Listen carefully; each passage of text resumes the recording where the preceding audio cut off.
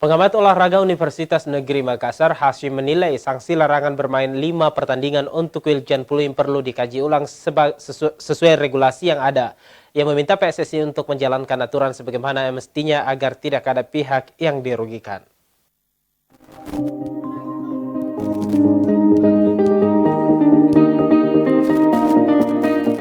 Sanksi larangan bermain Kapten PSM Makassar Wiljan Pluim mendapat sorotan dari berbagai kalangan karena dianggap terlalu berlebihan untuk jenis pelanggaran yang dilakukan. Pengamat olahraga Universitas Negeri Makassar, Hashim menilai, dasar aturan dari pemberian sanksi tersebut perlu disampaikan ke supporter agar tidak memunculkan banyak spekulasi liar tentang kompetisi Liga 1.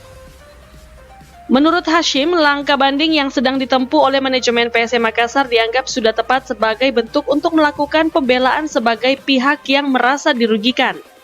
Hashim menyarankan untuk melihat kembali rekaman pertandingan PSM melawan Persik Kediri saat Wiljan Pluim melakukan protes kepada wasit yang akhirnya berujung kartu merah.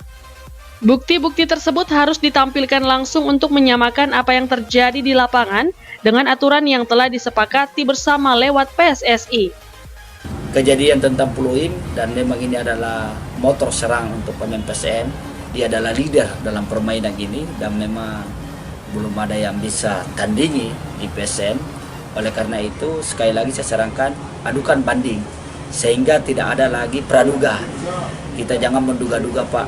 Harusnya kita melakukan sesuai dengan aturan yang ada. Lihat aturan dari PSSI, buka seperti apa kalau misalkan melakukan hal demikian. Yang kedua, ya minta rekaman. Apakah betul Pluim melakukan hal yang senonoh yang seperti yang disangkakan itu. Hashim menambahkan, PSSI sebagai induk sepak bola Indonesia harus menjalankan aturan sebagaimana mestinya tanpa pilih kasih. Ia berharap tidak ada lagi pihak yang nantinya dirugikan karena keputusan wasit yang salah di dalam lapangan. Dalam kasus sanksi Wiljan Pluim, Hashim berharap larangan bermain di 5 pertandingan bisa dikurangi. Namun, ia tetap meminta untuk menghargai proses banding yang sedang berjalan. Wahyu Syaputra, Celebes TV.